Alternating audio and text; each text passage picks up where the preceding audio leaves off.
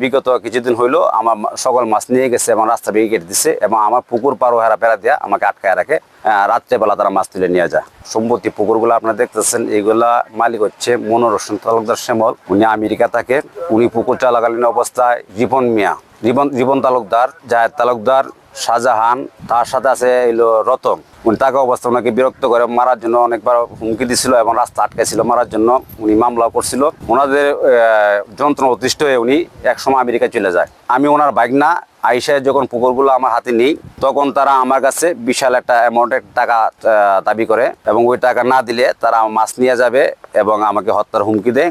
বিগত কিছুদিন হইলো আমার সকল মাছ নিয়ে গেছে এবং রাস্তা ভেঙে কেটে দিচ্ছে এবং আমার পুকুর পার হেরা পেরা দিয়া আমাকে আটকায় রাখে। আমি যাইতে পারি না। আমার কামলা গেলে, আমার লোকজন গেলে, খাবার নিয়ে গেলে তাদেরকে মারধর করে রাত্রেবেলা তারা মাছ তুলে নিয়ে যায়। সবশেষে বললো যে তোর মামারে আমি কে পাঠাইছি, তোর ওই দেশ ছাড়া করবো। 8 বছর আগে মনে হয় যে এই প্রজেক্টে ঝামেলা আছেন, ঝামেলা চলছে। আমার ফুয়ার তো ভাই লাগে, পরে এটা আমি চালাই গেছি। 3 বছর আমি চালাই গেছি। চালাই যাওয়ার পরে এই ঝামেলাই সৃষ্টি হয়েছে। পরে 3 বছর পরে দিছে তার বাইরে, তার বাইরেও চালাই দিছে। তার বাইরে গ্যাঞ্জাম হয়েছে। গ্যাঞ্জাম হওয়ার পরে বেড়া জ্বলছে। বেড়া ওরা দেওয়ার পরে আমরা কইছি যে বেড়া দেওয়া কি দরকার, আমরা মিলেমিশে চালা হয়। প্রশাসনের মাধ্যমে আমরা চাইতেছি যে একটা মীমাংসা করার লাগিয়া। আমি এলো আমার খাদ্য লইয়া যাওয়ার লাগে, ফিশারি বেড়া যাওয়ার লাগে।